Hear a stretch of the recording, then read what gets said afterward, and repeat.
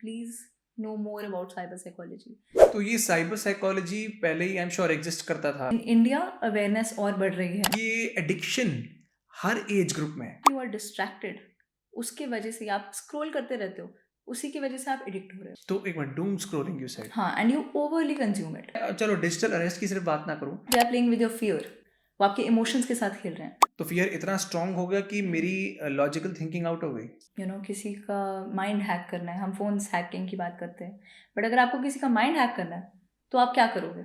मैं उसके ब्रेन के साथ ही खेलूंगा, फिर मैं इमोशनली आप उसके माइंड के साथ खेलोगे, right? This is exactly what was happening in digital arrest. बता दें कि साइबर बुलिंग क्या होती है। सोशल मीडिया प्लेटफॉर्म यूज कर रहे हो टू डिफेम समवन, या आप उन्हें मेंटली टॉर्चर कर रहे हो, that is a part of cyber bullying. अब हम ट्रोलिंग की बात करते हैं। It can have such severe impacts कि ट्रोलिंग से हो जाते हैं, and the trolls of course they don't realise. Solution क्या है इस चीज का?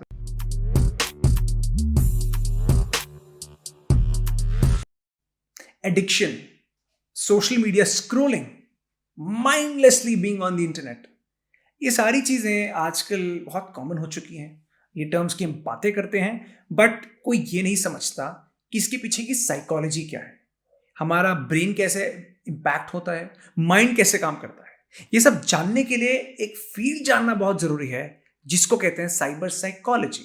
एंड साइबर साइकोलॉजी को जानने के लिए आज हमारे साथ थी none other than Drishya Duggal. Drishya Duggal, she is a cyber psychology evangelist. But through this conversation मेरे को काफी नई चीजें पता लगी. यस, मैं साइबर स्पेस से हूं, साइबर साइकोलॉजी के बारे में सुना था, बट आफ्टर दिस एपिसोड मेरा पर्सनल इंटरेस्ट और जाग गया है. नॉट बिकॉज क्योंकि मैं इस फील्ड से हूं, बट बिकॉज ये फील्ड ऐसी है जो हर किसी को इम्पैक्ट करती है, बट कोई इसके बारे में बात नहीं कर रहा. And I am sure through this conversation आप नोटिस करेंगे काफी सारी चीजें आप क्या गलत कर रहे हैं, कैसे सही कर सकते हैं, एंड द बेस्ट पार्ट, जो सोल्यूशन है वो इतना टफ नहीं है. It's absolutely simple, but yes, you have to implement it. So I am sure you would love this conversation. Well, thank you so much Disha, and welcome to the Sakshar Duggal show. And मैं ये कहूँगा, आप अभी तक तो सबसे यंगेस्ट गेस्ट हैं. And आज हम लोग अलग अलग बातें करेंगे, बट उससे पहले I would like to understand your journey, because ये word, though I no cyber psychology क्या होता है, आज इन डेप्थ में आपसे समझेंगे हम. But before that, if you can let us know आपकी जर्नी क्या रही है अब तक. Well, first, thank you for having me in the show. So I would like to start जब कोविड आया था, तो वो एक ऐसा टाइम था जब सब लोग अकेले थे, एंड सब लोग बहुत ज़्यादा डिजिटली कनेक्ट हो रहे थे. ऑनलाइन इंटरेक्शन इतनी बढ़ चुकी थी, and the physical interaction was close to none. तो that was the time when I was just graduating from my school life, and मैंने रियलाइज़ किया कि कितना डिजिटल आपको ऑनलाइन बिहेवियर आपका बढ़ रहा है, कैसे आपको डिजिटल स्पेस इफ़ेक्ट कर रही है मेंटली. तो ये मैंने पर्सनली पहले एक्सपीरियंस किया कि मैं बहुत ज़्यादा खुद बहुत एडिक्ट हो गई थी digitally to smartphones, social media platforms. And एक टाइम के बाद आप जब इतना इंगेज हो जाते हो डिजिटली, आपको एक तनाव फील होता है, आपको एक फीलिंग ऑफ लोनलीनेस, अकेलापन, ये सब लगता है. एंड जब मैंने रियलाइज़ किया कि मेरे साथ खुद हो रहा है, and I spoke to 1 to 2 of my close friends, and even they were experiencing like that. So I was sure of the fact कि हम अकेले नहीं हैं, ऐसे और लोग भी होंगे. So that was the time that I thought कि okay, I need to study more about it, research more about it कि ये है क्या.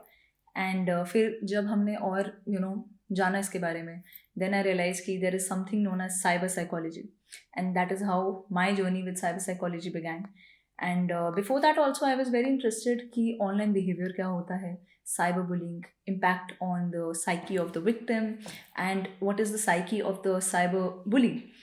तो ऐसे करते कराते और मैंने जाना, एंड वहाँ से मेरी साइबर साइकोलॉजी की जर्नी स्टार्ट हुई. And from then to now I have spoken at different conferences to spread awareness about cyber psychology. Cyber psychology के different facets discuss करे हैं, workshops conduct करी हैं, and in my TEDx talks also I speak about that. So my journey has been that so far. तो ये cyber psychology पहले ही आई am sure exist करता था. इंडिया में तो इसकी अभी तक कितनी बात नहीं होती है, बट बाहर एग्जिस्ट करता था ये. Yes, बाहर कोर्सेज भी इसके हैं, एंड इन इंडिया अवेयरनेस और बढ़ रही है. इनफैक्ट एवर सिंस कोविड-19 ज़्यादा अवेयरनेस आनी शुरू हुई है, like I am sure before that people were aware of cyber psychology, but इतनी ज़्यादा बातचीत उसके बारे में नहीं होती थी. And there are some famous figures like Mary Aiken, who's a cyber psychologist. So, she has a big role in advocating and telling us about cyber psychology. तो जब साइबर साइकोलॉजी की बात करते हैं, आई थिंक सबसे common term या सबसे interesting term वो रहेगा हमारा एडिक्शन. ऑनलाइन एडिक्शन 4 जगह बात हो चुकी है, कितनी रील्स आ चुकी हैं, पॉडकास्ट भी हो चुके हैं इस बात पे. बट साइबर साइकोलॉजी के एंगल से आप एडिक्शन को कैसे देखते हैं?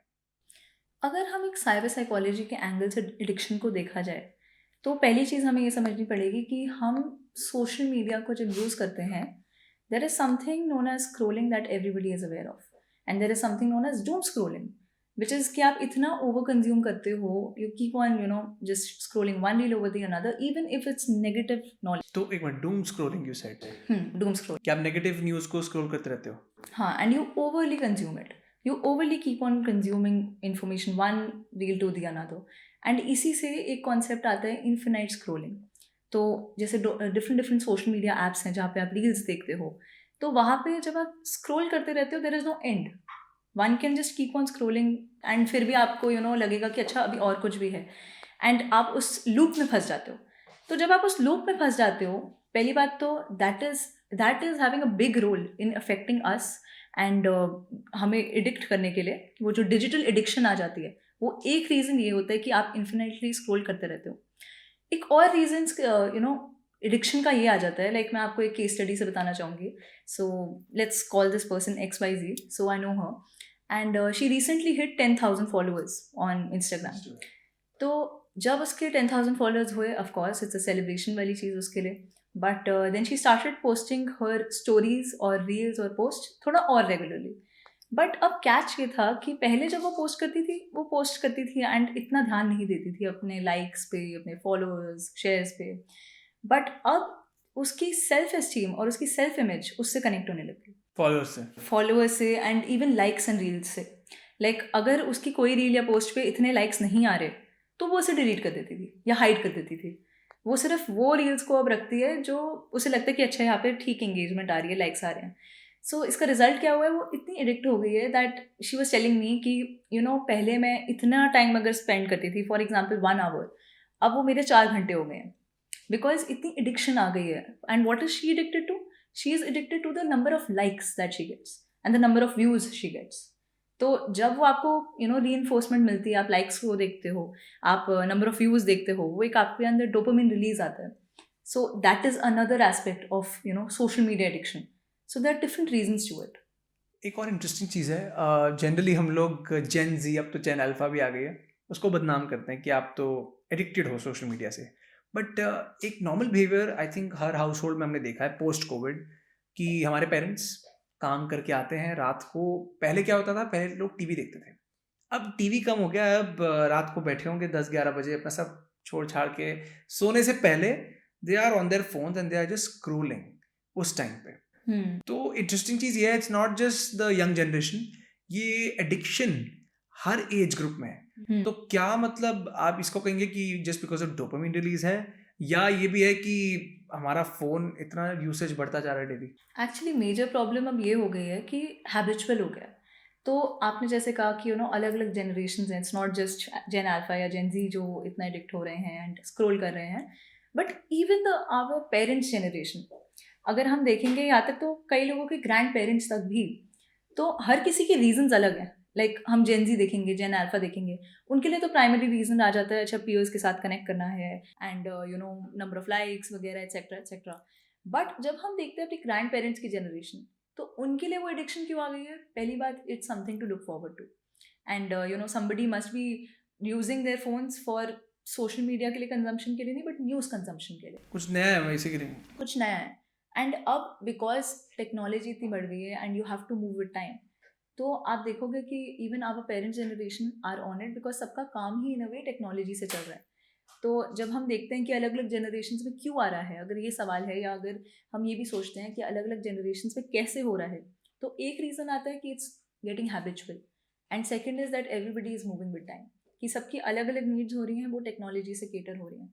एंड अब आप खुद बताओ, जब आप अगर एक हाउस होल्ड में रह रहे हो, एंड मानो उसमें 5 से 6 लोग हैं, एंड उसमें 2 लोग तो रेगुलर कंज्यूम करते हैं सोशल मीडिया, तो बाकी 2 भी होंगे, वो भी सोचेंगे अच्छा व्हाट इज़ दैट अबाउट। तो अगर 2 लोग स्मार्टफोन यूज़ कर रहे हैं, इट कैन नॉट बी कि बाकी 4 लोग नहीं करेंगे। It will spread on, because it's kind of a ecosystem, एक डिजिटल इकोसिस्टम जो स्प्रेड हो रहा है। सो दैट इज़ वाई आप देखोगे डिफरेंट डिफरेंट जनरेशन में अब everybody is using social media, and if not social media, smartphone तो इज़ एवरीवेयर। वो बेस्ट फ्रेंड है हमारा। It's a best friend in a way. Like I remember I was talking to someone, and they were just telling me कि technology चलो help तो कर रहा है, and technology is pretty great. We were having a discussion on that, and then they suddenly said that it's my best friend. Like ChatGPT, they use it and they say कि ये तो मेरा best friend है, मैं इससे कुछ भी पूछ सकती हूँ। एंड जब मैंने बोला कि ऐसा क्यों है, तो वो मुझे कहती है कि मतलब आप खुद इमेजिन करो कि उस बंदे को, मतलब बंदा as an like ChatGPT does not require any rest from me. मैं उससे कभी भी कुछ भी पूछ सकती हूँ। He has the answers to everything, and yes it can give me answers non stop. So people are now finding their companion और best friend in technology in some way और द अनदर। आपने addiction की बात करी, AI की बात करी, तो कहीं ना कहीं हमने ये ट्रेंड भी देखा है जहां हम लोग जीपीटी या ऐसे generative AI models, not just chat GPT but Grok AI या हमारे अलग अलग जो और मॉडल्स हैं, उनसे हम एडिक्ट हो रहे हैं बिकॉज हमारा काम आसान हो रहा है। चाहे हम स्टूडेंट्स हैं, हमारा प्रोजेक्ट है, कोई प्रोफेशनल है, वो कोई लेटर करवा रहा है, कुछ ना कुछ हर बंदा जीपीटी जो जनरेटिव एआई है उसको इस्तेमाल कर रहा है।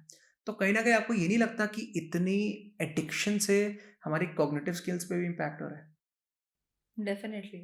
लाइक जब हमारी इतनी डिजिटल कंजम्पशन बढ़ चुकी है, तो सबसे पहली चीज़ तो जो हमारी अटैक हो रही है is our thinking skills, our creative skills. जैसे हम लोग विदाउट टेक्नोलॉजी जब अब सोचने लगते हैं, तो हमें कई बार लगता है कि बहुत एफर्ट लग रहा है। तो हमारी कॉग्निशन पहली बात तो यहाँ इफेक्ट हो रही है कि हम डीपली जो थिंक करते थे पहले, अगर आप आज से 10 साल पहले देखोगे, पहले की जनरेशन, या आप अपने ही एक्सपीरियंस में देखोगे, तो यू मस्ट रियलाइज कि पहले आप ज़्यादा फोकस कर पाते थे, आप ज़्यादा बैठ पाते थे फॉर लॉन्गर आवर्स। बट अब मल्टीटास्किंग के वजह से अटेंशन डेफिसिट हो रहा है। हम लोग लॉन्ग वीडियोस पे इतना फोकस नहीं कर पा रहे, इतना शॉर्ट्स वायरल हो रहे हैं दैट हमारी, चलो अटेंशन तो गोल्डफिश से भी कम हो चुकी है, but at the same time हमारी thinking is being deeply impacted, and the fact कि हमारे को क्रिएटिवली जो सोचते हैं हम लोग, वो भी काफ़ी हद तक इम्पैक्ट हो रही है। कहीं ना कहीं आप कह रहे हैं एडिक्शन और डिस्ट्रैक्शन का एक बहुत स्ट्रांग रिलेशन है। काफ़ी, बिकॉज जब आप एडिक्शन को देख रहे हो एंड डिस्ट्रैक्शन को देख रहे हो, the fact you are distracted, उसके वजह से आप स्क्रॉल करते रहते हो, उसी की वजह से आप एडिक्ट हो रहे हो, एंड वो विशियस साइकिल बन जाती है। तो अब ठीक है, चलिए एडिक्शन है, सब कुछ है, ये companies at the end of the day चाहती क्या है? हमारे को इतना एडिक्ट बना के होगा क्या? अब इतनी सारी कंपनीज हैं, नेम तो मतलब आप इतने सारे नेम कर भी दो, द मेजर मोटिव इज, पहली बात, they are earning money from your attention. ठीक है, आप उनके प्लेटफॉर्म पे आ रहे हो, आप जितने घंटे स्क्रॉल कर रहे हो, आप जितने लोगों को फॉलो कर रहे हो, तो वो इट्स नॉट आपकी अटेंशन जा रही है, अटेंशन एक चीज़ हुई, बट आपका टाइम भी जा रहा है, एंड वो जो आपका टाइम जा रहा है, आपकी वो value of time is being converted to money for them. तो बेसिकली आप किसी भी सोशल मीडिया ऐप पे जाते हो, आप स्क्रॉल वगैरह करते हो, दैट इज़ वन एस्पेक्ट। दूसरा एस्पेक्ट है कि आप अपनी डिटेल्स भी भरते हो, आप अपनी इन्फॉर्मेशन भी देते हो। तो ऐसी companies are having two motives in particular, कि पहली बात दे आर अर्निंग मनी आपके अटेंशन से, ठीक है, आप जितना उस पर फोकस करते हो, जितना टाइम स्पेंड करते हो ऐप्स पे, एंड दूसरा है कि आपका डेटा कलेक्ट होता है, एंड डेटा कहाँ कहाँ यूज़ होता है we don't know as a common person. तो ये दो काफ़ी I would say major motives हैं। हम लोग जब हम कोई ना कोई केस डील करते हैं, अब हमारे पास बहुत सारे विक्टिम्स आते हैं जिनके साथ साइबर क्राइम हुआ होता है, अलग अलग टाइप के साइबर क्राइम। तो इसमें मैं आपसे दो क्वेश्चंस पूछूंगा। पहला क्वेश्चन कि अभी हमने पीछे देखा डिजिटल अरेस्ट बहुत ही ज़्यादा इन फेमस आई वुड से हो गया, एंड उसमें अच्छे से अच्छे लोग, मतलब आप you just name it, scientist, doctors, lawyers, IAS officers, Nobel laureates, ये सब विक्टिम्स बने इसके। और जब हमने ध्यान से देखा तो हमें पता लगा it was not about technology, it was not about awareness, but it was more about emotions. Emotions ने सबसे बड़ा रोल प्ले किया कि जहाँ लोग विक्टिम बने हैं। तो आपका इस पे क्या टेक है, मतलब इमोशंस इतने ज़्यादा इंपॉर्टेंट कैसे बन जाते हैं? अब अगर आपको किसी को भी किसी का माइंड हैक करना है, हम फोन्स हैकिंग की बात करते हैं, बट अगर आपको किसी का माइंड हैक करना है तो आप क्या करोगे? मैं उसके ब्रेन के साथ ही खेलूंगा, बिना आप उसके इमोशनल। माइंड के साथ खेलोगे, right? This is exactly what was happening in digital arrest. कि जब आप मतलब फॉर एग्जांपल आप डिजिटल अरेस्ट में फंस गए, ठीक है, तो तब वो आपकी नॉलेज के साथ नहीं खेल रहे, वो ये नहीं खेल रहे कि अच्छा आपकी ये नॉलेज हमारे पास है, ये इन्फॉर्मेशन हमारे पास है, but they are playing with your fear. वो आपके इमोशंस के साथ खेल रहे हैं। तो फियर इतना स्ट्रांग हो गया कि मेरी लॉजिकल थिंकिंग आउट हो गई। एग्जैक्टली वो लॉजिकल थिंकिंग कैसे आउट हुई? बिकॉज इतना इमोशनली मैनिपुलेट कर दिया। आप पूछ रहे थे कि इमोशंस का कैसे इतना बड़ा रोल आ जाता है, वो यहाँ आ जाता है बिकॉज अगर मैं आपको कोई चीज़ मतलब कन्विंस करना चाहूँ लॉजिक के साथ, तो हो सकता है आप मान जाएं, पर अगर मैं वो लॉजिक प्लस इमोशन के साथ करूँ तो आप ज़्यादा चांसेस है मानोगे और स्ट्रांगली मानोगे। अब ये जो साइबर क्रिमिनल्स हैं जो डिजिटल अरेस्ट करा रहे थे, वो सिर्फ इमोशंस के साथ नहीं खेल रहे थे, वो लॉजिक प्लस इमोशंस। लॉजिक क्या हुआ कि उन्होंने बोला हम सो एंड सो अथॉरिटी के साथ हैं एंड हमारे पास ये इन्फॉर्मेशन है। एंड जब उन्होंने वेरीफाई करने के लिए उनकी कुछ आईडी बता दी या कुछ बता दिया, तो लॉजिक तो एक तरह से वेरीफाई हो गया उनके लिए। एंड इमोशन कैसे वेरीफाई हुआ कि वो आपको सिर्फ फियर पे नहीं खेल रहे, वो ये भी कहते हैं कि ठीक है हम हैं आपके साथ, हम आपकी हेल्प करेंगे, तो वो ट्रस्ट भी बिल्ड कराते हैं। तो पहले उनका ये स्टेप होता है कि आपको वो फियर देंगे, वो आपको फियर फैक्टर से एक्सपीरियंस करवाएंगे कि आपके साथ ये हो रहा है, इसके ये कॉन्सिक्वेंस होंगे, अगर आपने ये किया तो ये हो जाएगा। एंड वो जो बंदा होता है, विक्टिम होता है, वो डर जाता है कि अब मैं क्या करूँ, फीलिंग ऑफ हेल्पलेसनेस, लोनलीनेस आ जाती है एंड वो फीलिंग्स ऑफ स्ट्रेस हो जाता है। एंड हम साइकोलॉजी में पढ़ते हैं कि जब एक बंदा स्ट्रेसफुल रिस्पॉन्स से गो थ्रू कर रहा है, स्ट्रेस से गो थ्रू कर रहा है, तो फाइट एंड फ्लाइट, ये दो रिस्पॉन्सेज मेजरली आ जाते हैं। सो जब वो हो रहा होता है तो पहली बात तो फियर फैक्टर आ गया। आफ्टर फियर फैक्टर उन्होंने एड्रेस कर दिया, अब वो दूसरी चीज़ आपको बताएंगे कि कोई बात नहीं, आपके साथ ये हो गया, हम आपके साथ हैं, we you can trust us, we are there for you, हम आपको यहाँ से निकालेंगे। तो जब विक्टिम है पहले तो वो फियर फैक्टर में, अब कोई भी इंसान है अगर वो फियरफुल है और फिर उसे सहलाओगे आप, कंसोल करोगे, तो इट्स नेचुरल कि वो बंदा मान भी जाएगा। सो सिमिलरली यहाँ होता है कि आफ्टर दे आर लाइक कि ठीक है फियर आ गया, तो अब उन्हें कंसोल करते हैं, उन्हें लगता है कि ठीक है ये तो अच्छी बात है कि कोई हमारे को हेल्प तो कर रहा है। So this is how they play with your emotions and they hope कि आप इमोशनली मैनिपुलेट हो rather देन लॉजिकली मैनिपुलेट। ये तो आपने बता दिया कि इमोशंस का क्या रोल रहता है, बट अब मेरा सेकंड क्वेश्चन जो कि बिल्कुल रिवर्स है। जो क्रिमिनल्स होते हैं ऐसे एक्ट करते हैं, मैं चलो डिजिटल अरेस्ट की सिर्फ बात ना करूं, मैं क्रिमिनल्स की अगर बात करता हूं, क्यों करते हैं? मतलब मोटिव क्या है? मनी तो आई नो मोटिव है, बट बहुत केसेस में हमने देखा है जहाँ मनी नहीं है, सिर्फ बैठ के बंदे को तंग किया जा रहा है, तो उस केस में मतलब क्या साइकोलॉजी होती है उन लोगों की? अब ऐसे केसेस में आप कोई भी cyber crime low, for example cyber bullying. Cyber bullying, आप एक बार हमारी जनता को बता दें कि साइबर बुलिंग क्या होती है। अब साइबर बुलिंग अगर हम सिंपल भाषा में बोला जाए, तो आप कोई भी इंटरनेट का मीडियम यूज़ कर रहे हो, ठीक है, कोई भी सोशल मीडिया प्लेटफॉर्म यूज़ कर रहे हो to defame someone, to deteriorate their image, या आप उन्हें मेंटली टॉर्चर कर रहे हो, that is a part of cyber bullying. तो बुली कर रहे हो आप ऑनलाइन वर्ल्ड में। ऑनलाइन वर्ल्ड में आप बुलिंग कर रहे हो, ठीक है, आप किसी को भी तंग कर रहे हो बट ऑनलाइन, तो that is categorise as cyber bullying. अब अगर हमने एग्जाम्पल लिया साइबर बुलिंग का एंड हम उसमें देखें कि जो मेजर बुली होता है वो क्यों करता है ऐसा, एक रीज़न होता है, आपने बोला मॉनेटरी, बट अगर हम मॉनेटरी को हटा दें, समटाइम्स उन्हें वो फीलिंग्स ऑफ स्ट्रेस होता है या फीलिंग्स ऑफ एंगर, एनवीनेस, जेलिसी, वो ये सारी चीज़ें अपना प्लेटफॉर्म समझते हैं कि मैं यहाँ पे रिलीज कर सकता हूँ थ्रू दिस, भड़ास निकाल रहे हो। भड़ास निकाल सकता हूँ। एंड कई बार ये भी होता है कि they want to put themselves as मैं अथॉरिटी हूँ, अगर मैं ये करूँगा मीन्स मैं एक हायर पावर पे आ जाऊँगा। अच्छा लगने की ट्राई कर रहा है ना, कि फील गुड फैक्टर। एंड ये काफ़ी देखा जाएगा in the case of students. जब स्टूडेंट्स वाले केसेस में साइबर बुलिंग होती है, तो वहाँ काफ़ी जो बुलीज होते हैं उनका मेजर ये होता है कि मुझे एज अ अथॉरिटी लगना है, इसलिए मैं दूसरे को बुली करूँगा, दूसरे को छोटा फील करवाऊँगा। एंड कई बार ये भी होता है कि सिंपल बोर्डम, अपनी बस बोर्डम निकालने के लिए, या उन्हें लगता है कि मुझे रियल लाइफ में इतनी इंपॉर्टेंस नहीं मिल रही या मैं रियल लाइफ में इतना अच्छा नहीं कर रहा, तो मैं अपना ऑनलाइन वर्ल्ड में कर सकता हूँ।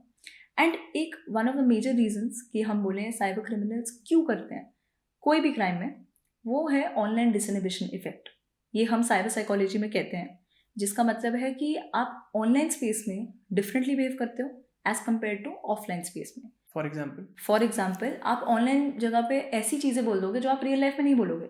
अगर हम साइबर बुलिंग में देखें, अगर कोई साइबर बुली वाला है तो वो बुली रियल लाइफ सेटिंग्स में हो सकता है बहुत इंट्रोवर्ट हो, बहुत शांत हो, कुछ बोलता भी ना हो किसी को, बहुत चुप रहता हो, बट ऑनलाइन स्पेस में वो ऐसी ऐसी जगह ट्रोलिंग कर रहा है, ऐसी ऐसी कमेंट्स मार रहा है जो वो रियल लाइफ सेटिंग्स में बिल्कुल नहीं बोलेगा। And that is online disinhibition effect. इसका मेजर कॉज होता है कि अनोनिमिटी होती है, या तो कि अनोनिमस है वो बंदा या बंदी, तो उन्हें लगता है कि ठीक है इसका कोई कॉन्सिक्वेंस नहीं होगा। एंड बिकॉज वो ऑनलाइन स्पेस में होते हैं तो उन्हें लगता है कि कॉन्सिक्वेंसेस तो ठीक है क्या ही होंगे, या होंगे भी तो बाद में होंगे। तो ये दो रीजंस की वजह से वो ज़्यादा बुली करते हैं या ऐसी चीज़ों में इंगेज करते हैं। ये पता है, आपने बड़ी इंटरेस्टिंग चीज़ बोली। मैं इसमें 2 इंस्टेंस शेयर करना चाहूँगा। एक केस हम देख रहे थे डिजिटल अरेस्ट का। वहाँ पे एक लेडी, शॉर्ट में बताऊँगा, लेडी जो है ऑब्वियसली उनको सो कॉल्ड पुलिस का कॉल आया, बात हो रही है। अभी क्रिमिनल्स इतने स्मार्ट थे, उन्होंने देखा कि लेडी को हम डराते नहीं हैं, हम दूसरा तरीका अपनाते हैं। तो जो सो कॉल्ड पुलिस ऑफिसर था, वो कहता कि माँ जी आप तो मुझे मेरी मदर की याद दिला रही हैं। आप बिल्कुल उनकी तरह हैं, मैं उनको बड़ा मिस करता हूँ और आप फ़िक्र ना करें, हम आपके साथ हैं। तो वो लेडी 3 दिन तक लगातार डिजिटली अरेस्टेड थी, बट विदाउट स्ट्रेस, बिकॉज़ उसको इतना एक तरीके से इमोशन से खेल लिया ना, इतना उनको एक फ़ील गुड फैक्टर करा दिया कि आप टेंशन मत लो, you are in safe hand. वो तो आफ्टर जब वो चीज़ हो गई, स्कैम हो गया, तब शी गॉट टू नो कि यार इन्होंने मेरे को इस तरीके से स्कैम कर दिया। दूसरा इंस्टेंस, हम स्कूल के बच्चों से बात कर रहे थे तो पता लगा वहाँ पे एक लड़का है जो साइबर बुलिंग में करता है। मतलब पूरे स्कूल में ये एक बहुत बड़ी प्रॉब्लम थी। बाद में पता लगा ये एक लड़का करता है। तब से वो एक तरीके से बदनाम हो गया। अब वो लड़के से जब हमने अकेले में बात की तो पता लगा कि उसको बहुत ज़्यादा कॉम्प्लेक्स है। रैंडम कॉम्प्लेक्स, मतलब उसका कोई रीज़न नहीं है, अच्छा खासा बच्चा है और मार्क्स भी आते हैं, सब कुछ है। पता नहीं उसको एक सेल्फ डेवलप्ड कॉम्प्लेक्स है, उस कॉम्प्लेक्स के चलते उसने ये सब स्टार्ट किया। और जिसको हम कहते हैं ना सैडिस्टिक प्लेजर, सैडिस्टिक प्लेजर यानी मज़ा आ रहा था दूसरों को नीचे गिराने में। तो जो आपने कहा that's absolutely correct. I think that is very well highlighted from your side कि आपने जो एक positive side of digital arrest भी बताया ना, कि इमोशनली मैनिपुलेट हो रहे हैं बट सिर्फ नेगेटिव वे में नहीं, हो सकता है आपको पॉजिटिवली भी मैनिपुलेट करें, ऐसे दिलासा देके कि हम आपके साथ हैं, एंड आपको वो positive feelings, feel good factor दें, so that the person is emotionally with them and उन्हें लगता है कि ठीक है, मतलब they will get through this. अब हम ट्रोलिंग की बात करते हैं। अब ट्रोलिंग बहुत ही अनफॉर्चुनेटली कॉमन हो चुकी है। पहले सेलिब्रिटीज़ की होती, अभी भी होती है, बट स्टार्ट उनसे हुई। अब तो ट्रोलिंग हर किसी की हो जाती है। आप पॉडकास्ट कर रहे हैं आपकी तब ट्रोलिंग हो जाए, आप रील बना रहे ट्रोलिंग हो जाए, आप कुछ अच्छा बोले तो भी ट्रोलिंग, बुरा बोले तो भी ट्रोलिंग। तो ट्रोलिंग हर जगह है। बट मेरा क्वेश्चन ये है कि ट्रोलिंग के ऐसे क्या इल इफेक्ट्स होते हैं, एंड आपके एक्सपीरियंस में अगर आप कोई केस स्टडी शेयर कर सकें जहां जस्ट बिकॉज ऑफ ट्रोलिंग बहुत ही ज़्यादा खराब रिजल्ट्स देखने को मिले। अगर मैं केस स्टडी की बात करूँ, मैं एक स्टूडेंट को जानती हूँ, तो she is a wonderful dancer and she is a very all rounder kind of person, कि मार्क्स भी अच्छे आ रहे हैं, एक्स्ट्रा करिकुलर भी बहुत अच्छी है, टीचर्स के साथ इंप्रेशन भी बहुत अच्छा है एंड इट्स गुड। बट उसकी लाइफ में एक मेजर ट्विस्ट आया जब she one a competition in her ballet, and after that उसकी ट्रोलिंग स्टार्ट हो गई। उसने एक दो रील पोस्ट डाले एंड कुछ कुछ पॉजिटिव रिएक्शंस भी आए, पॉजिटिव कमेंट्स आए, बट काफ़ी ऐसे कमेंट्स आने लग गए कि उसको डिटेरिएट उसके सेल्फ एस्टीम को करने के लिए। वो जीती थी, जीतने के बाद भी एग्जैक्टली exactly. वो जीतने के बाद भी उसे ऐसे कमेंट्स आ रहे थे कि क्या ही कर लिया तुमने, या बस एक डांस करके क्या होने वाला है, एंड ऐसे करके नेगेटिव कमेंट्स उसे आने लग गए। एंड बिकॉज ऑफ दैट आप बिलीव नहीं करेंगे, उसका सेल्फ एस्टीम इतना गिर गया। So what we don't see in trolling is कि कैसे सेल्फ एस्टीम पे सबसे पहले अटैक होते हैं। ट्रोलिंग एक चीज़ होती है कि आपने नेगेटिवली किसी के बारे में बोल दिया, ठीक है, बिकॉज आपकी वो डिसइनहिबिशन आ जाती है, बट उस ट्रोलिंग की वजह से उस लड़की का सेल्फ एस्टीम तो कम हुआ ही हुआ, एंड प्लस उसने अपनी बैले भी छोड़ दी। तो it can have such severe impacts कि ट्रोलिंग से हो जाते हैं, and the trolls of course they don't realise. अब जब हम ट्रोलिंग की बात करते हैं तो ट्रोलिंग के कुछ कॉजेज आ जाते हैं। अगेन, जो हम साइबर बुली के केस में डिस्कस कर रहे थे कि एनवी, जेलसी, ऐसी चीज़ों की वजह से होता है, बट कई बार इसलिए भी होता है they just want to grab attention. कि अगर जैसे आपने कोई रील डाली एंड उस पर आउट ऑफ नोवेयर किसी ने बोल दिया कि कुछ गंदा डेरोगेटरी कमेंट मार दिया, अब वो या तो इसलिए हो सकता है उसे आपकी एज अ क्रिएटर अटेंशन चाहिए कि ठीक है, लुक एट मी, मैंने कुछ बोला है। एंड एक ये भी होता है just to give the other person कि तुमने क्या ही कर लिया। And sometimes they are not doing themselves इतना अच्छा, तो दे वांट टू फील कि ठीक है, अगर मैं नहीं कर रहा तो दूसरा क्यों कर रहा है। सो ऐसे कुछ कॉजेज होते हैं ट्रोलिंग के। बट कुछ कुछ फैक्टर्स पर्सनैलिटी वगैरह के भी आ जाते हैं, that the person does certain things like this. आप अलग-अलग स्कूल्स जाती हैं, कॉलेजेस जाती हैं, स्टूडेंट से बात करती हैं। स्टूडेंट से जब आप बात करती हैं तो ऐसी क्या मिस्टेक्स हैं जो यंगस्टर्स आज की डेट में कर रहे हैं with respect to the online space जिससे उनकी साइकोलॉजी पे बहुत इम्पैक्ट हो रहा है? तो अगर हम मिस्टेक्स की बात करें, सबसे पहली मिस्टेक तो ये आती है कि जो हम एज मतलब people we feel very scared to share with our parents. ये बच्चे काफ़ी कुछ करते हैं कि वो चले जाएंगे सोशल मीडिया प्लेटफॉर्म्स पे। कई बार ऐसा भी होगा कि वो बस स्ट्रेट अवे लॉग इन कर लेंगे, इवन दो एक सर्टन एज लिमिट आ जाती है कि आपको इस एज तक you have to log in to certain social media platforms. पर काफ़ी बच्चे वो फॉलो नहीं करते। And the worst part is, जब बच्चे चले जाते हैं सोशल मीडिया प्लेटफॉर्म्स पे एंड कई बार गलती हो जाती है, दे ट्रस्ट समबडी, या किसी ने उनको कुछ गंदा कमेंट बोल दिया या कुछ ऐसा हो गया, तो वो they feel very scared to share with their parents. I think this is the first mistake that they do and they should avoid. The second mistake is कि अनबैलेंस यूज़ है। कोई भी सोशल मीडिया प्लेटफॉर्म पे आप जाओ, या आप आज की जनरेशन में किसी भी बच्चे से पूछो, तो उनके पास अगर खुद का फ़ोन नहीं, बट ये ज़रूर है कि अच्छा आईपैड होगा या लैपटॉप होगा, कुछ ना कुछ डिवाइस होगा that they are playing with. और अब तो पहले होता था कि आप गेम्स के लिए ज़्यादा यूज़ करोगे, बच्चे जो होते थे वो गेम्स के लिए ज़्यादा यूज़ कर रहे हैं। बट अब तो मैं ये भी देखती हूँ कि कई बच्चे are just on social media and games उनके लिए सेकेंडरी चीज़ है फॉर द फोन। तो they use it, that is one thing. But at the same time getting it to a unbalance level कि आप इतने आवर्स तक एडिक्ट हो जाओ, इतने आवर्स तक यूज़ करते रहो कि आपको खुद ही टाइम का भी नहीं पता चलता। एंड टाइम तो चलो गया तो गया, पर आपके इमोशंस भी इफेक्ट होते हैं।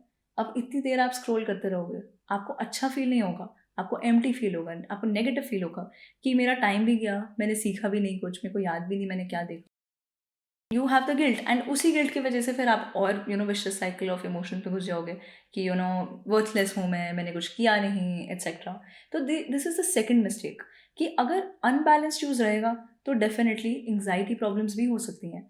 समटाइम्स एडिक्शन इतनी हो जाती है डिजिटली बच्चों को कि उन्हें ना एंग्जाइटी होने लग जाती है कि मुझे इतने लाइक्स क्यों नहीं आ रहे, मुझे इतनी इंटरेक्शन क्यों नहीं आ रही, इंगेजमेंट क्यों नहीं आ रही।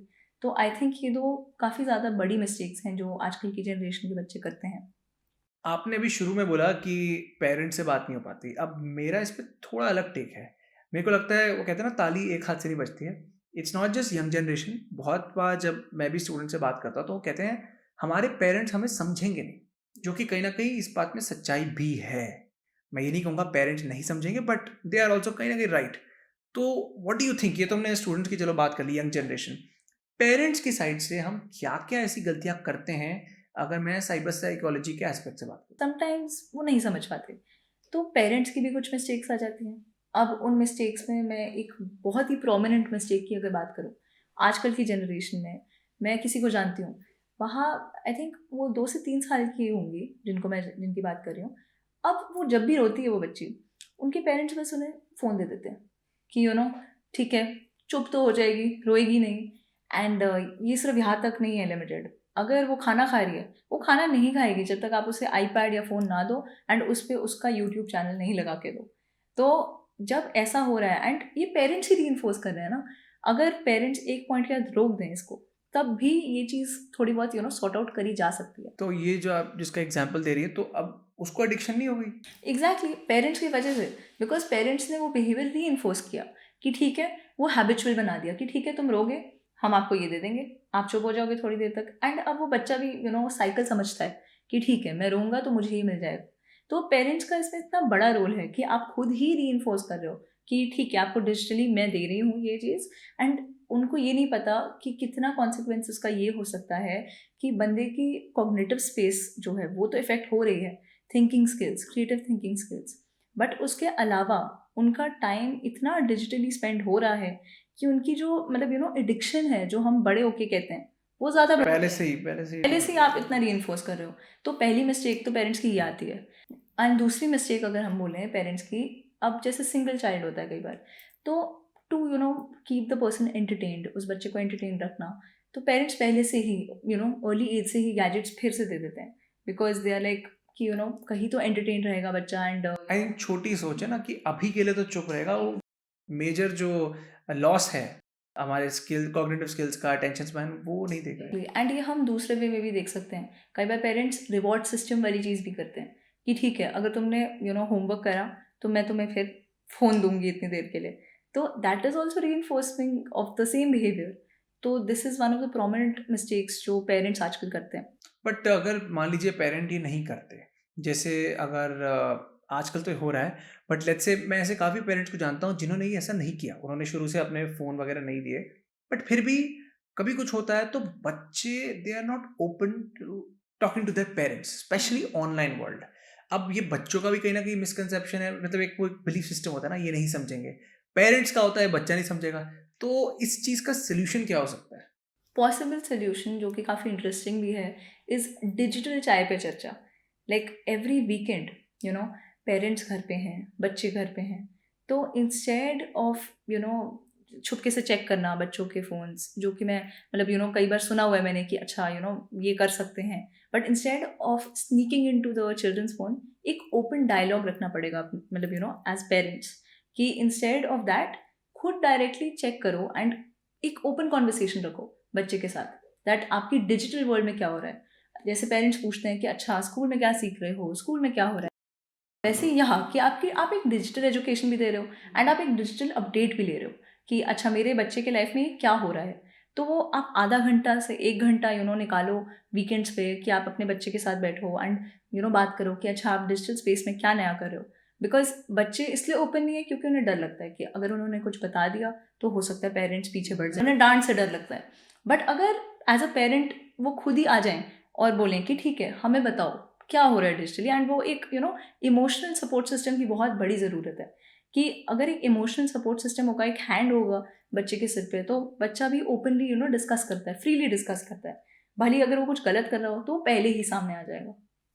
अब आपने पेरेंट्स की बात की, आपने यंगस्टर्स की बात की, एक और चीज़ जो मैंने नोटिस की है, ट्रेंड्स, सोशल मीडिया ट्रेंड्स जो आते हैं, अलग अलग ट्रेंड्स, और ट्रेंड्स तो बड़े शॉर्ट लिव्ड होते हैं, आज आया महीना चला, कुछ चाहे वो कोई रील वायरल हो गई, कोई जैसे गिबली ट्रेंड, पीछे गिबली ट्रेंड था, वो आया, कुछ ना कुछ आते रहते हैं। ये ट्रेंड्स के पीछे क्या साइकोलॉजी है? बिकॉज मैं एक बड़ी इंटरेस्टिंग सी चीज़ पढ़ रहा था कहीं, कि कहीं ना कहीं ट्रेंड्स जानबूझ के लाए जाते हैं सो दैट हमारी अटेंशन हुक्ड रहे उस प्लेटफॉर्म पे, जब तक हम एक ट्रेंड से थोड़ा बाहर निकले फिर दूसरा आ जाए, हम उस पर हुक हो जाए। तो इस पे आपका क्या टेक है? अब आप सोशल मीडिया में जब जाते हो कुछ ना कुछ तो ट्रेंड हो रहा होता है, या कुछ ऐसा होता है जो आप शेयर कर पाओ, मीम्स उसके बना पाओ एट्सेट्रा। तो ट्रेंड्स के पीछे अगर हम साइकोलॉजी देखें, पहली बार ट्रेंड्स इसलिए भी आते हैं कि इंगेजमेंट हुक्ड रहे, एज आपने कहा, एंड सोशल मीडिया प्लेटफॉर्म्स के लिए बहुत बड़ा एक हाई लेवल ऑफ इंगेजमेंट आ जाती है कि जब भी कोई मीम वायरल होगा, रील वायरल होगी, तो ऑफ कोर्स आपके प्लेटफॉर्म पे सबसे ज़्यादा इंगेजमेंट आ रही है, आप ज़्यादा यूज़ कर रहे हो, तो प्रॉफिट टू द कंपनीज। उसके अलावा ये जो ट्रेंड्स आते हैं, people make these trends to fit in. कहीं ना कहीं आजकल जो पीयर्स हैं, आज की जनरेशन के, आप फ्रेंड्स देख लो, फ्रेंड ग्रुप वगैरह देख लो, तो उसमें एक चीज़ जो आपको कॉमन मिलेगी इज़ मीम्स एक दूसरे को भेजना, रील्स एक दूसरे को भेजना। तो इसलिए भी ट्रेंड्स आते हैं कि लोग वांट टू फिट इन, उन्हें फिट इन करना है उस कल्चर के साथ, उस अपने फ्रेंड्स के साथ ब्लेंड करने के लिए, तो इसलिए भी ट्रेंड्स आए जाते हैं। सोशल मीडिया पे नेगेटिव न्यूज़ बहुत जल्दी फैलती है और लोगों को मज़ा भी आता है उसको शेयर करने में, मसाला है। एंड इससे पीछे हमने देखा है मिस इन्फॉर्मेशन भी बहुत फैली है, मतलब अभी काफ़ी पीछे काफ़ी सारी चीज़ें हुई हैं जहाँ पर मिस इन्फॉर्मेशन क्रिएट की है। कुछ टाइम पहले चले जाएँ तो इलेक्शंस के टाइम पे अगेन किसी पॉलिटिशियन ने कुछ बोला नहीं, उसका डीप फेक बन गया, उसने कुछ बोला, हमने बिना सोचे समझे हमने उसको फॉरवर्ड कर दिया। तो इसके पीछे क्या साइकोलॉजी होती है कि लोगों को जो नेगेटिव चीज़ें पसंद आती हैं और बिना सोचे समझे मिस इन्फॉर्मेशन को आगे बढ़ा देते हैं? देखिए आपका जो माइंड है ना, वो सबसे पहले नेगेटिव चीज़ देखता है, फिर पॉजिटिव देखता है। अगर मैं आपको एक शीट दे दूँ वाइट कलर की एंड उस पर बस एक ब्लैक डॉट है, जाहिर सी बात है आप पहले ब्लैक डॉट को देखोगे फिर वाइट शीट को देखोगे। सो सिमिलरली हमारा माइंड भी ऐसे ही काम करता है कि अगर आपने कोई नेगेटिव चीज़ देखी, आपकी वहाँ पे अटेंशन ज़्यादा जाएगी, एंड जब आपने कोई नेगेटिव चीज़ देखी तो आपका वो स्टिमुलस रिस्पॉन्स ऐसा होगा कि ओ ये हो रहा है, आपका फोकस जाएगा, आपको पैनिक फील होगा, और आपको लगेगा कि अच्छा मुझे दूसरे के साथ भी शेयर करना चाहिए, तो यू फील दैट अर्ज इन योर सेल्फ। तो वो जो इमोशनल रिस्पॉन्स आपका आता है ना इम्पल्सिविटी का, बिकॉज सोशल मीडिया के एज में इम्पल्सिविटी बहुत बढ़ गई है। पहले आप कोई चीज़ करने से पहले 2 बार सोचोगे, अब वो आप इम्पल्सिवली कर लेते हो बिकॉज कन्वीनियंस बहुत है एंड आपको लगता है कि अच्छा इट्स ईजी टू शेयर। तो that is why people they just send information, miss information ऐसे ही कैरी आउट हो जाती है। कई बार उन्हें पैनिक फील होता है और उन्हें लगता है अपने फैमिली मेम्बर्स के साथ भी शेयर करना चाहिए।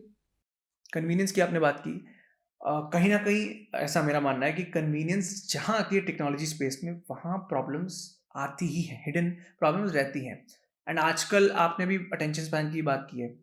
हम लोग, अब मैं आपका टेक इस पे जानना चाहूँगा कि हम लोग एक ऐसे इकोसिस्टम में बैठ गए हैं जहाँ हर चीज़ क्विकली हो रही है, रील्स जल्दी जल्दी, शॉर्ट्स 30 सेकंड के, खाना चाहिए तो जी आप कहीं से ऑर्डर कर लो, कैब चाहिए तो 2 मिनट में कैब आ जाएगी, हर चीज़ इतनी क्विकली हो रही है। तो ये जो पूरा इकोसिस्टम है, इसका हमारे माइंड एंड ब्रेन पे क्या इफेक्ट हो रहा है? बिकॉज इतनी कन्वीनियंस आ चुकी है, पहली बात तो आपका माइंड एकदम वैसा रीवायर हो रहा है कि ठीक है मुझे अगर कुछ भी चाहिए वो मुझे एकदम मिल जाएगा। बट अगर आपको कोई चीज़ नहीं मिलती अब एकदम से, फॉर एग्जाम्पल अगर आप फूड डिलीवरीज वगैरह देखो उसमें तो फिर भी टाइम लगता है, बट अगर कोई चीज़ को एक्सेसिवली ज़्यादा टाइम लगे तो आपने देखा होगा कि आप बहुत ज़्यादा ना इम्पल्सिव हो जाते हो, तो रेस्टलेस हो जाते हो। इंस्टेंट ग्रेटिफिकेशन नहीं मिल रही। इंस्टेंट ग्रैटिफिकेशन, बिकॉज अब सोशल मीडिया है, टेक्नोलॉजी है, वो इंस्टेंट आपको रिवॉर्ड देता है, इंस्टेंट ग्रैटिफिकेशन, एक सेटिस्फैक्शन मिलती है। बट बहुत सारी चीज़ें अभी भी ऐसी हैं जैसे लॉन्ग फॉर्म वीडियोस, उसमें फिर भी आपको ज़्यादा फोकस करना पड़ता है। तो इसका इम्पैक्ट आप पे ऐसे आता है कि पहली बात आपकी थिंकिंग कैपेबिलिटीज़ एंड मल्टीटास्किंग की वजह से अटेंशन कम हो रही है आपकी। एंड अटेंशन एस्पेक्ट को अगर मैं छोड़ भी दूँ तो आपको बहुत ज़्यादा रेस्टलेस फील होगा, आपको बहुत इम्पल्सिव फील होगा। तो इवन दो कन्वीनियंस आ चुकी है, everything is available at our finger tips, but focus हमारा जा रहा है एंड वो कनेक्शन जो डीपली आपको एक्सपीरियंस होता है रियल लाइफ में, ऑनलाइन वर्ल्ड में वो बहुत ज़्यादा एम्प्टी है। आपने लॉन्ग टर्म कंटेंट की बात की तो मुझे पॉडकास्ट के दिमाग में आ गया कि पॉडकास्ट भी जो हम करते हैं 1 घंटे के ऊपर जाते हैं, वो देखना कितना बड़ा चैलेंज है। हाँ, इसकी मैं शॉर्ट्स बनाऊँ, रील्स बनाऊंगा, वो लोग देखेंगे विद इफेक्ट्स, कहीं ना कहीं एकदम खट खट सब चीज़ हो रही है। बट पॉडकास्ट जैसी चीज़ लंबी, सुनने की पेशेंस है वो बहुत कम हो रही है धीरे धीरे। बहुत ज़्यादा कम इसलिए भी हो रही है बिकॉज आप 2019 तक देखते फिर भी आपको वीडियोस ठीक लगती हैं, आपको लगता है ये तो नॉर्मल है, ये तो मैं देख ही सकता हूँ। But after covid, in fact ever since covid, reels आ गई, शॉर्ट फॉर्म कंटेंट ज़्यादा प्रमोट हो गया एंड लोगों को उसकी हैबिट हो गई है। अब वो रियल लाइफ में भी अगर कोई नॉर्मल बैठा है तो they can't sit in a lecture for too long, उन्हें अपना फ़ोन चाहिए साथ में, वो साथ में मल्टीटास्क स्क्रॉलिंग कर लेंगे एंड साथ साथ सुन लेंगे। इनफैक्ट मैंने ये भी मतलब देखा है कि कई लोग ये भी करते हैं, टीवी चलाया हुआ है एंड कुछ सीरीज चल रही है या कोई भी मूवी भी चल रही है, फिर भी उन्हें साथ में अपना फ़ोन चाहिए। क्यों? बिकॉज वो इतनी देर फोकस ही नहीं कर पा रहे। तो इसलिए लॉन्ग टर्म कंटेंट जो आजकल लोग कंज्यूम कर रहे हैं उनका डेफिनेटली फोकस है and they are trying to inculcate more on that, but still because of habit and because अब इतना ज़्यादा रिवायर हो रहा है हमारा माइंड एंड ब्रेन कि हमें शॉर्ट फॉर्म की आदत लग गई है। अब तक हमने काफ़ी अलग अलग चैलेंजेस और प्रॉब्लम्स की बात की है साइबर साइकोलॉजी स्पेस में, बट अब सॉल्यूशंस पे आते हैं, बिकॉज ये सारी बातें बहुत लोग करते हैं, ठीक है, अच्छी खासी नॉलेज भी देते हैं, अभी आपसे भी हमने काफ़ी कुछ सीखा, बट वही मुद्दा आ जाता है, सोल्यूशन क्या है इस चीज़ का? बिकॉज यंगस्टर्स, ऐसा नहीं है कि वो खुद की हेल्प नहीं करना चाहते, बट सोल्यूशन उनको नहीं पता।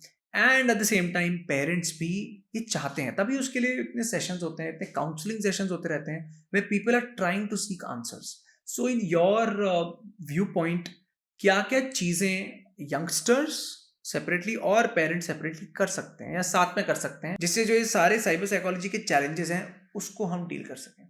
तो सबसे पहली चीज़ तो जो एक इंडिविजुअल लेवल पे हर कोई कर सकता है is build digital empathy. Because हम जब देखते हैं डिजिटल स्पेस में एम्पैथी बहुत कम हो चुकी है, हमें बिल्ड करने की ज़्यादा ज़रूरत है। अगर ऑफलाइन वर्ल्ड में आप देखोगे एम्पैथी फिर भी लोगों में है, they would want to help each other, वो एक दूसरे को दिलासा देते हैं, समझते हैं। एंड सिर्फ दिलासा देना ज़रूरी नहीं है एंड इफेक्टिव नहीं है, बट एक्चुअली समझना, एक इमोशनल सपोर्ट सिस्टम देना वो भी बहुत ज़रूरी है। एंड ऑनलाइन स्पेस में अनोनिमिटी के वजह से, ऑनलाइन डिसइनहिबिशन इफेक्ट के वजह से एम्पैथी बहुत कम हो चुकी है। तो विक्टिम्स के लिए स्पेसिफिकली विक्टिम्स के लिए एम्पैथी बिल्ड करना बहुत ज़रूरी है। एंड ये एक इंडिविजुअल लेवल पे चिल्ड्रन कर सकते हैं, पेरेंट्स कर सकते हैं, स्टूडेंट्स कर सकते हैं, हर कोई कर सकता है। दूसरी चीज़ जो आती है सोल्यूशन में is a very cliche term दो, बट डिजिटल डिटॉक्स। अब डिजिटल डिटॉक्स जो भी आजकल सुनता है, वो उनका पहला ख्याल आता है कि मैं फ़ोन छोड़ दूँ, मैं टेक्नोलॉजी छोड़ दूँ। तो ऐसा बिल्कुल भी नहीं है, बिकॉज डिजिटल डिटॉक्स बहुत मिसअंडरस्टूड भी है बहुत बार। डिजिटल डिटॉक्स बहुत वेज में यूज़ हो सकता है, लाइक आप अलग अलग तरीक़ों से डिजिटल डिटॉक्स कर सकते हो। अगर मैं उसका आपको मीनिंग बताऊँ एक सिंपल भाषा में, इज़ कि आप कैसे अपना इंटरनेट यूसेज कम कर रहे हो। आप जैसे डिटॉक्सिकेट करते हो अपनी बॉडी को by having healthy food, fast करके। सिमिलरली आप डिजिटल वर्ल्ड में अपना माइंड कैसे डिटॉक्सिफाई कर सकते हो, by may be using less internet, या नॉट कंज्यूमिंग काफ़ी ज़्यादा कंटेंट या नेगेटिव कंटेंट। तो एक तरीके से जैसे आप डिजिटल डिटॉक्स कर सकते हो इज़ आपने अपने सोशल मीडिया प्लेटफॉर्म पे टाइमर लगा लिया। काफ़ी ऐप्स भी आते हैं कि आपका डिजिटल यूज़ वो कंट्रोल करते हैं। बट अगर वेरी कॉमनली इंस्टाग्राम पे आप जाओगे तो उसमें एक सेटिंग्स में ऑप्शन होता है कि आप टाइम अपना डाल सकते हो, सेट कर सकते हो कि आफ्टर एवरी 30 मिनट्स या 15 मिनट्स, माना जैसे भी, मुझे मेरा ऐप रिमाइंड करेगा कि इतने मिनट हो चुके हैं आपको करते हुए, अब आपको और स्क्रॉल करना है या यूज़ करना है ऐप, या बस हो गया आज का। तो ऐसे रिमाइंडर्स बहुत ज़्यादा, ऐसे माइक्रो रिमाइंडर्स हेल्प करते हैं। तो ये एक डिजिटल डिटॉक्स हो गया। एक डिजिटल डिटॉक्स का ये भी तरीका होता है कि आपने सोचा मैं अपना फ़ोन सुबह यूज़ नहीं करूँगा, लाइक सुबह का 1 घंटा जो है मेरा, वो विदाउट फ़ोन यूसेज है। उसके बाद भले मैं अपना नॉर्मल स्टार्ट करूँ फ़ोन यूज़ करना, एंड जब मैं सोने भी जाऊँगी, भले ही मुझे नींद आए चाहे ना आए, बट मैंने फ़ोन यूज़ नहीं करना अपने last hour of the day पे, कि ठीक है मैं बुक पढ़ लूँगी, मैं जर्नल कर लूँगी, बट मेरे को अपना फ़ोन यूज़ नहीं करना। This is one of the other तरीकेज़। बट इसके अलावा और भी डिफरेंट चीज़ें डिजिटल डिटॉक्स के लिए करी जा सकती हैं। अब मैं पेरेंट्स पे आऊँ, अगर उनके तरफ से क्या सॉल्यूशंस दिए जा सकते हैं, दैट इज़ एक तो इमोशनल सपोर्ट सिस्टम देना। बच्चों के लिए एक बहुत डेवलपिंग स्टेज होती है, जब आजकल तो टेक्नोलॉजी यूज़ कर रहे हैं वो, and as they are growing up, they need that support not only from their like friends and peers, but उनके पेरेंट्स से भी। तो अगर एक डिजिटल वे में भी या एक डिस्कसिंग मैनर में भी एक सपोर्ट मिल जाए फ्रॉम पेरेंट्स, तो बहुत बड़ी बात है। आई थिंक इसके अलावा अगर मैं एक एजुकेशनल पॉइंट ऑफ व्यू से बोलूँ, गेमिफिकेशन भी की जा सकती है to spread awareness. Now by gamification I mean कि cyber crime, cyber bullying, cyber awareness, ऐसी चीज़ों पे क्विजेस किए जा सकते हैं, रियल लाइफ वर्कशॉप्स करी जा सकती हैं। आपको ऐसे रियल लाइफ स्टिमुलेशन वाली वर्कशॉप्स करी जा सकती हैं। अब इससे एक फ़न मैनर में आप स्टूडेंट्स को बता रहे हो, अवेयर करा रहे हो। End of course last but not the least, ये सारी चीज़ें तभी इफेक्टिव हैं अगर वो इम्प्लीमेंट की जाए एंड इफेक्टिवली करी जाए। आपने जितनी सारी चीज़ें बोली, ये सुनने में सिंपल लगती हैं, बट है बहुत ही effective. That's the catch, because हम लोग हैक्स के पीछे भागते हैं, कुछ टेक्निकल टर्म बता दो, उससे हम लोग सॉर्ट हो जाएँ, बट ऐज़ आपने बोला, बहुत सिंपल चीज़ें हैं, बट हम वो करें तो बात है। एग्जैक्टली, हम करते ही नहीं है वो चीज़। हम सुनते बहुत हैं, बट हमें लगता है कि हम सुन लेंगे एंड फिर हमारे दिमाग में आ जाएगा, बट फिर हम करते नहीं हैं। तो जब तक आप उस चीज़ को कैरी आउट नहीं करोगे, वो इफेक्ट में आएगी ही नहीं। एंड ये बहुत सिंपल चीज़ें हैं। तो नॉलेज जितनी भी ले लो, इम्प्लीमेंट करना इन चीज़ों को ज़रूरी है। अब युवराज सिंह ने 6 बॉल में 6 छक्के मारे थे। आपने 6 महीने में 6 टेडेक्स दे दी। ये कैसे हुआ? मतलब TEDx is one platform and I can completely understand, बहुत लोग चाहते हैं बोलना, और कोई 1-2 बार बोल लेता है तो उसमें भी उसको लगता है कि हाँ यार, मतलब बहुत सही है। आपने 6 बार दे दिया, और वो भी 6 महीनों के अंदर।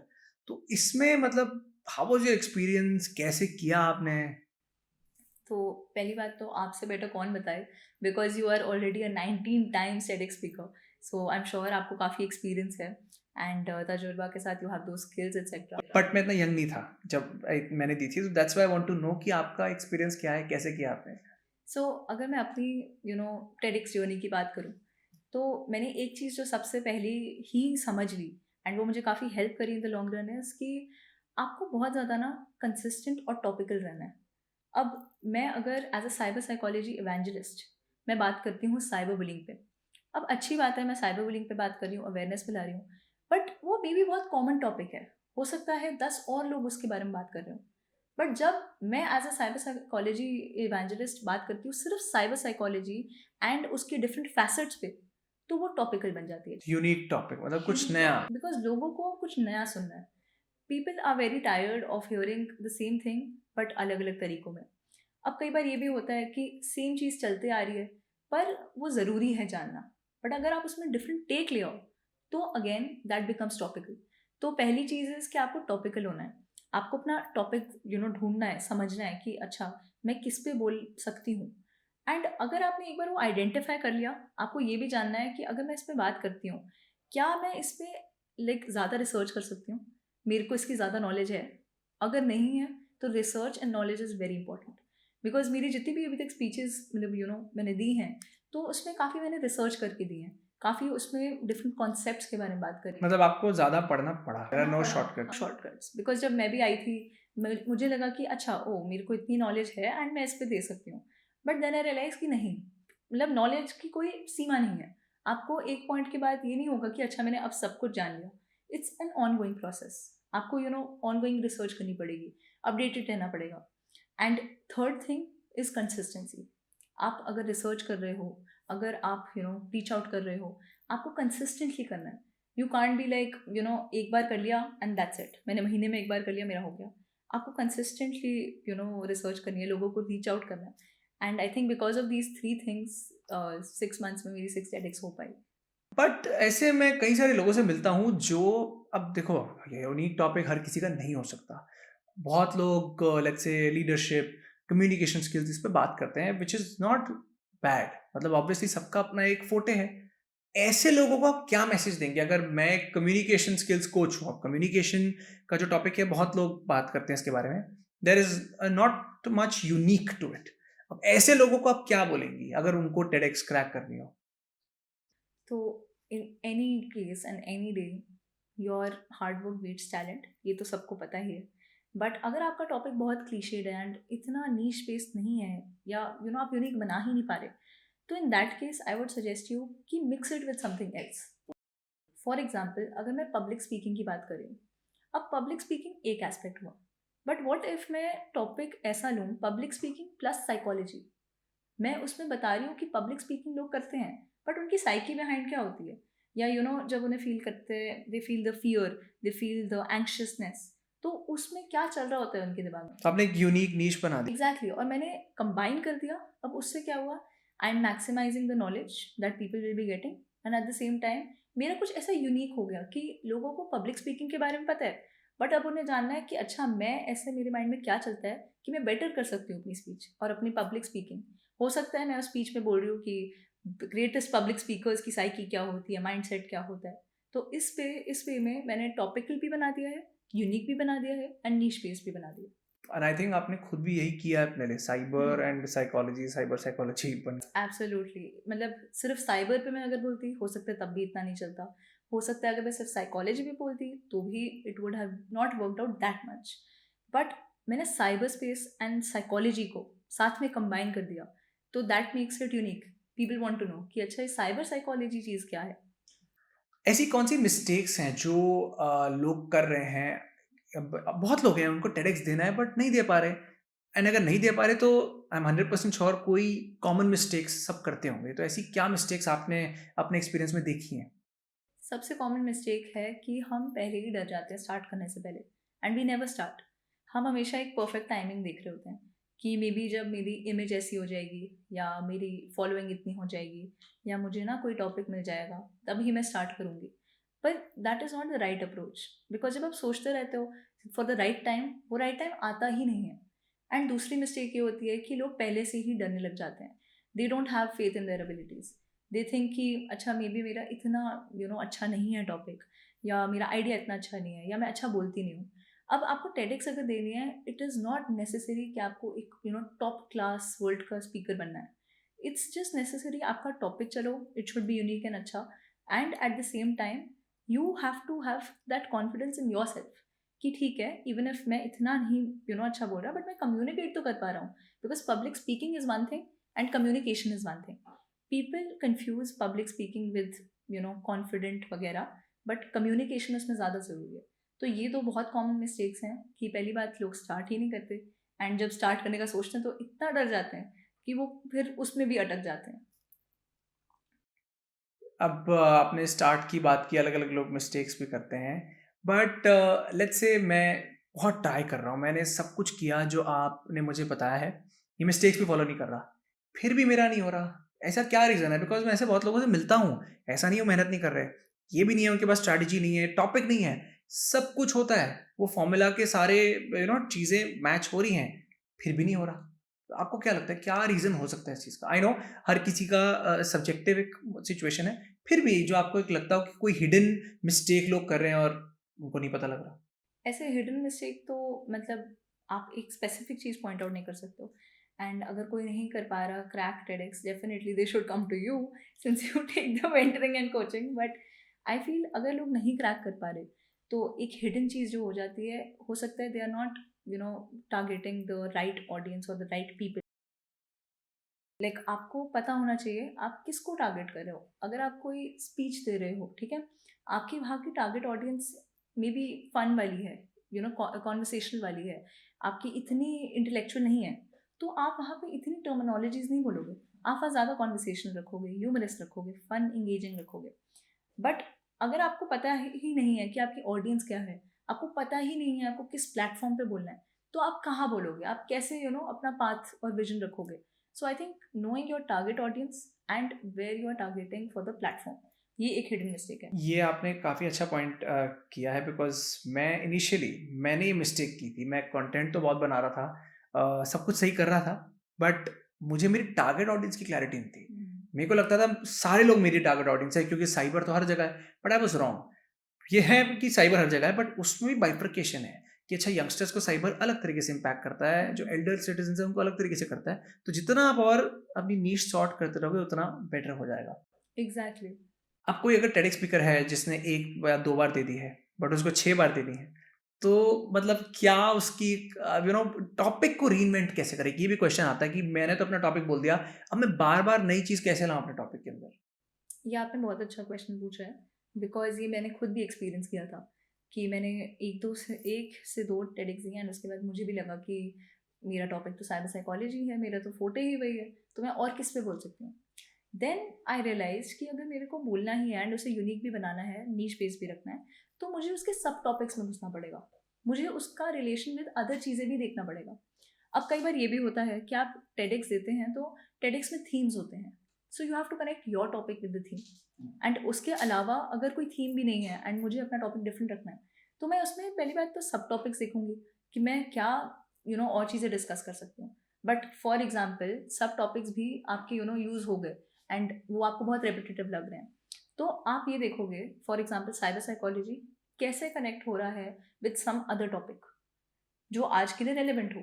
And again coming to target audience, अगर मेरी टारगेट ऑडियंस ही जेन जी है, तो हो सकता है मैं अपना एक स्पीच दी है साइबर साइकोलॉजी एंड उसके मेजर एरियाज, एक मैंने स्पीच दे दी कि कैसे psyche of the cyber bullies and the victims goes, ये अगर एक टॉपिक हो गया। अब तीसरी टेडिक्स में हो सकता है मैं बोलूँ कि साइबर साइकोलॉजी में साइकी ऑफ जेनजी क्या होता है, क्या चीज़ें वो एक्सपीरियंस करते हैं सोशल मीडिया तो पे। आप और इन डेप्थ चले गए, लेयर बाय लेयर, धीरे-धीरे। एंड डेप्थ के साथ आप डाइवर्सिफिकेशन ला रहे हो, आप डाइवर्सिफाई कर रहे हो कि अच्छा साइबर साइकोलॉजी सिर्फ एक जनरेशन तक नहीं है, इस जनरेशन में भी है, और इस जनरेशन में और क्या एक्सपीरियंस किया जा सकता है, तो आप ब्रांच आउट कर रहे हो अपना। रीइन्वेंट कर रहे हो नई-नई चीज़ें, तो आपको you have to adapt and you have to update yourself. I think चलता रहेगा। आप एक टॉपिक हर जगह नहीं डाल सकते। फॉर श्योर, लाइक अगर मैं आपको एग्जांपल दूँ, मैंने अपनी जब फर्स्ट टेडिक्स दी थी, that was purely about cyber psychology and students के पर्सपेक्टिव से। एंड अभी जो मैंने अपनी लेटेस्ट टेडिक्स दी है, तो उसमें मैंने एआई एंड साइबर साइकोलॉजी को साथ मर्ज करा है। तो it's very topical also because AI अब इतना is it's in talks and it's in news and it's everywhere कि I had to put my topic with AI so that वो knowledge भी देता है, टॉपिकल भी है एंड इट्स यूनिक। ऐसी एक बड़ी मिथ या बड़ी मिस्टेक जो लोग करते हैं विद रिस्पेक्ट टू टेडेक्स, मैं मिथ ही बोलूँगा, ऐसी एक बड़ी मिथ जो आपको लगता है लोगों को टेडेक्स के रिगार्डिंग है बट वो रियलिटी में है नहीं? बड़ा मिथ, एज आई सेड पहले, कि आपको एक टॉप क्लास वर्ड स्पीकर बनना है, that is not necessary. You just need to know how to communicate with the audience. अगर आप सबसे बेस्ट स्पीकर भी हो, इट्स नॉट नेसेसरी आप तब भी टेडिक्स दोगे, बट अगर आपके आइडिया में दम है और आपके कम्युनिकेशन में दम है, तो you can definitely crack it and you can actually explore more in TEDx. And I think एक और चीज़ what people have the myth is कि आपको यू हैव टू प्रिपेयर इतना ज़्यादा दैट आप अपने आप को ही बर्न आउट कर दो. बिकॉज ये मेरे साथ भी हुआ था दैट मैंने एक TEDx के लिए इतना प्रिपेयर किया बट इट बर्nt मी आउट. तो वो एक मिथ है कि आपको इतनी तैयारी करनी है बट टू अ लेवल कि यू ऑल्सो फील दैट काम एंड पीस एंड आप बर्न आउट नहीं होते हो. एंड TEDx में जो पैसे मांगते हैं, that is a total myth कि आपको कुछ मॉनेटरी देना पड़ेगा. इट्स नॉट नेसेसरी कि आपको नेसेसरी क्या, आपको मिलता ही नहीं कुछ. मॉनेटरी बेनिफिट उसका कुछ नहीं है, ना ही आप कुछ दोगे मनी, ना ही आपको मनी मिलेगा. बट डेफिनेटली आप जाते हो TEDx पे तो आपको गुडीज मिलती हैं, आपको ट्रॉफी मिलती है, but there is no monetary. Accommodation travel तो पूछ सकते हैं. Accommodation travel yes, some TEDx do but some TEDx don't again. So Disha, हमने इतनी सारी बातें करी साइबर साइकोलॉजी से लेके TEDx तक. Coming to my last question, 3 points या 3 मैसेजेस दैट आप हमारी ऑडियंस को देना चाहें with respect to cyber psychology और TEDx. ओके, तो अगर मैं 3 चीज़ों की बात करूँ, सबसे पहली चीज़ तो डेफिनेटली आती है that please know more about cyber psychology. Because आप जैसे बिहेव कर रहे हो, आप जैसा फील कर रहे हो, जैसे रिएक्ट कर रहे हो, वो सोलली इस पे बेस्ड नहीं है कि आप जो एक दूसरे से इंटरेक्ट कर रहे हो, बट अब वो उस पर ज़्यादा बेस्ड है कि आप कैसे डिजिटली इंटरेक्ट कर रहे हो. तो मेरा सबसे पहला मैसेज है कि प्लीज़ आप अपने आप को ज़्यादा अवेयर बनाइए. जितना वर्कशॉप्स पे आप जा सकते हो एंड वर्कशॉप से गैदर कर सकते हो information. Exactly, because cyber psychology is still in its baby stage. उसे और जानने की ज़रूरत है और बहुत ज़्यादा इसलिए ज़रूरत है, फ्यूचर में और रेलिवेंट बनेगा. सेकेंड थिंग कि आप प्लीज़ अपनी एक एम्पैथी डेवलप करिए एंड स्किल्स जो आपकी इमोशनली आप डेवलप कर सकते हो. अब वो इमोशनल इंटेलिजेंस हो, एम्पैथी हो एंड इवन क्रिएटिव थिंकिंग हो. ये सारी चीज़ें जो अब हमारी डिमिनिश हो रही हैं because of AI, social media, please आप उनको अपने साथ इनकलकेटेड रखें एंड कोई हॉबी पकड़िए, कोई जर्नलिंग करिए, इंटरेक्ट करिए अपनी नॉर्मल फ्रेंड्स इन ऑल के साथ. एंड एक बड़ा इंटरेस्टिंग तरीका ये भी हो सकता है कि आप जैसे अपनी लाइफ क्यूरेट करते हो वैसे अपनी फीड भी क्यूरेट करो. बिकॉज जैसे आप क्यूरेट करते हो अपनी फीड को, और जितना कम आपका डिस्टेंस होगा between your real life and your ideal life उतना बेटर है. बट जितना गैप होगा आपकी रियल सेल्फ और आइडल सेल्फ में, उतनी आपको ज़्यादा एंग्जाइटी होगी. And last but not the least, coming to TEDx, please वो जो एक मिथ है ना कि पब्लिक स्पीकिंग बहुत ज़्यादा टफ है एंड बहुत ज़्यादा कॉम्प्लिकेटेड है, ये मिथ मैं चाहूँगी that people should not have. Because public speaking is definitely a major milestone जब आप स्टार्ट करते हो एंड इट्स टफ जब आप स्टार्ट कर रहे हो. बट जब आप वो फर्स्ट स्टेप लेते हो and you become consistent with public speaking, you become less fearful and आपको ज़्यादा at ease and comfortable feel होता है. So please public speaking try करने से प्लीज़ मत आप पीछे होइए. So these are my 3 lessons. Great, thank you so much Disha. आज हमने बहुत सारी बातें की एंड साइबर साइकोलॉजी एग्जैक्टली क्या है, हमारा माइंड कैसे फंक्शन करता है, क्या इम्पैक्ट होता है हमारे ब्रेन के ऊपर, ये समझा है हमने. And at the same time obviously TEDx के कुछ एस्पेक्ट्स.